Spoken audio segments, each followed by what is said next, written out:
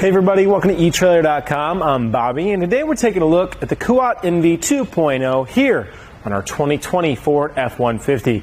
Now this can be an excellent way of getting some bikes to the trailhead, guys. You're going to get an awesome, stylish looking bike rack that's doing a great job making sure we have a nice, stable platform. Now with a bed of your truck, you are going to have a ton of different options. Of course, the Ford F-150, a lot of space here in the bed, even on the 5.5 foot bed, as you guys can see here today. Now, a lot of times you can just go ahead, throw your bike up on in there, and that's fine. However, if you have a nicer bike that you want to treat nicely and also want to keep care of, and we don't want to be damaging the inside of our bed, it can behoove us to get a couple of different ways of getting our bikes to the trailhead. Now there are a ton of different ways with a Ford. Of course, the big one, a tailgate pad, can be an excellent way of getting a ton of bikes up on there. I highly recommend that if you guys are looking for a way of getting a ton of bikes to the trails with you, and if you have a lot of people you need to take on.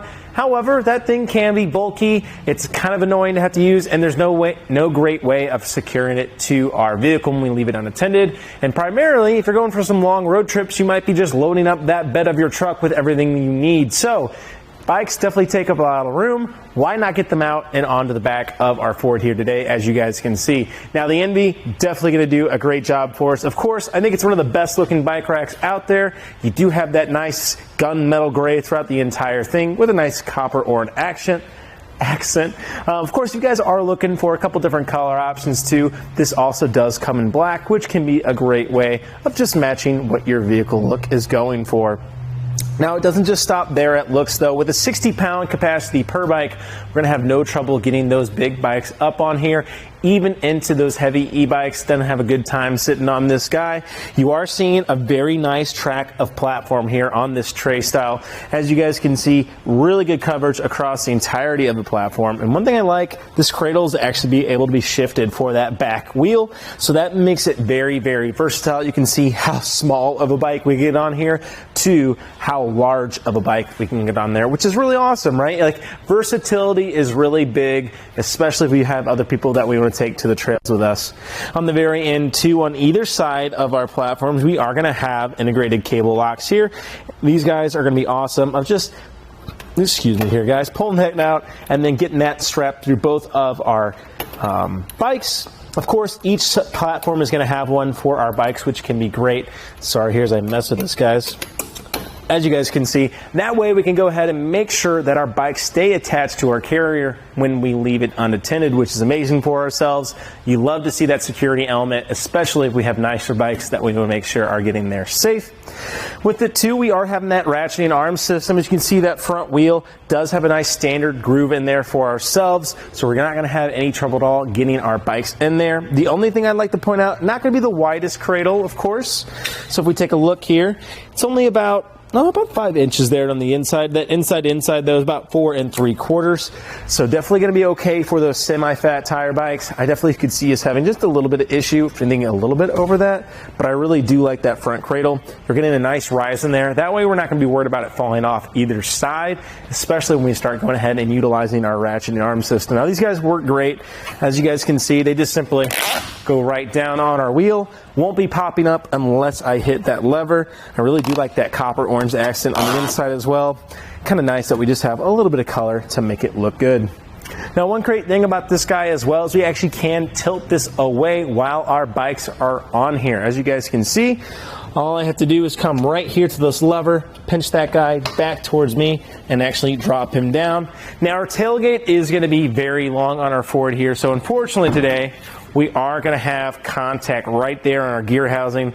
So probably not going to be excellent for us today. As you guys can see, that tailgate definitely having contact with it. So not going to be the greatest option out there. Now, I haven't really seen any of the platforms here today work for us that well of actually getting past that tailgate. That's usually just something you kind of have to work with. I've seen some hanging styles do a better job, but unfortunately those hanging styles start really limiting you in what kind of bikes you can carry.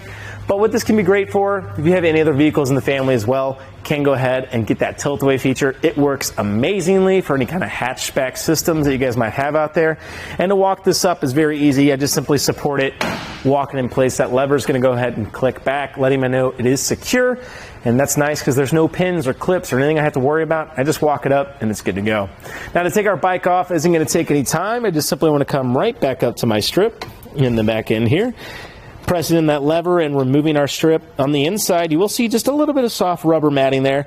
Can be nice to prevent any damage to our rims. Let me go ahead and tuck those guys off to the side. But that does bring us to our last point of contact here today. I'm going to go ahead and get myself a little bit of an inset here.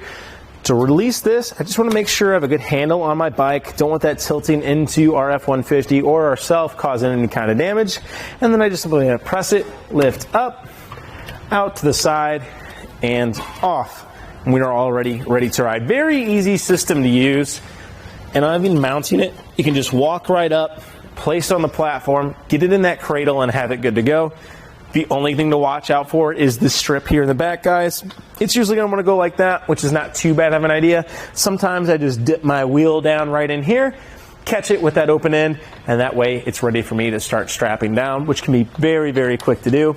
Takes almost no time at all to get those guys mounted, which is great to see, right? We want to get going on those Saturday mornings as fast as we can, and with this little system, we definitely can do that. Now, one thing to keep in mind, though, is our clearance. Since we are going to be extending from that rear axle, we definitely are going to have a little bit of dip as those front wheels go up. So taking a look here from the ground to the end of our carrier here is putting us exactly at 26 inches there to the end of our turning repair post there. So nice that it's not going to be too much of an issue for us. We're over 2 feet. And with us not being too far from the rear axle, I don't think we're going to have any issue at all. Just be careful with any kind of steep grades, or if you're doing a little off-roading here in our F-150 today. Well, another important dimension, though, to keep in mind is our length that we're adding to our vehicle. The Ford already, definitely a little bit of a longer guy, so let's go ahead and see what we're working with here. From the rear of our bumper to the very end here is putting us at 32.5 inches there to the end of that repair stand. So definitely a lot of length to consider, but luckily for us, we have a way of quickly shortening it down. We're going to come right back to that lever system we utilized earlier, but instead of tilting down, we're going to go ahead and tilt it straight up into position. It's going to lock right there, which is excellent for us today, as that way we're not going to be having it shift around. And of course, not that much play there, which is nice because we're not going to be hearing it, not going to be feeling it as we drive. And to give us some ideas, let's see how close we are here from the rear of our bumper. From the rear of our bumper here is 3 3/4 there to the very end. So not too much spacing in between there. And I do kind of like that. As you guys are going to see, we're not having too much length actually extended from our bumper in this position. So from the very end of our anti-rattle device to here is putting us right at 15 inches exactly there from that anti-rattle device. That's not going to be any problem at all, hopefully, for us now. Now we can get this in the garage, or at least a lot more maneuverability. We want to go ahead and park this guy. Moving our way down to the inside here, though, you guys can see that we do have a 2-inch shank here today for our 2-inch hitch receiver. On the inside, you'll see just a simple little alignment pin, and of course, take note of that locking core. That will be key to our integrated cable locks inside of each of our platforms. That way, we only have to have one key to make sure that we are going to be staying nice and secure here on our vehicle. And at the very end here too, guys, you will see the anti-rattle device. Now, a lot of the times, which is pretty standard across the industry, is a threaded anti-rattle bolt, which is really nice. However, they kind of become a pain because you have to get up underneath it. You need a ratchet system to really tighten it down. This completely eliminates that. I can even change this by just standing. All I have to do is tighten this guy. It'll tighten that cam on the inside, bringing this all in line to one system. As you guys see, as I give this guy a shake, it's bringing all that play out, making for a nicer, smoother ride for ourselves, our bike rack, especially our bikes, which is great to see. On the very end, too, in that, you have that little insert for an Allen wrench, which can be awesome for those long car rides. We can go ahead, really tighten that down, and that way we're not checking it every 50 miles or so. We just know it's going to be nice and secure for ourselves.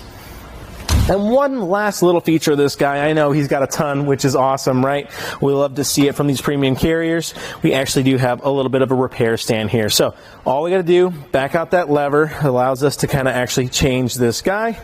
And if we wanted to, we could just keep it in this position too.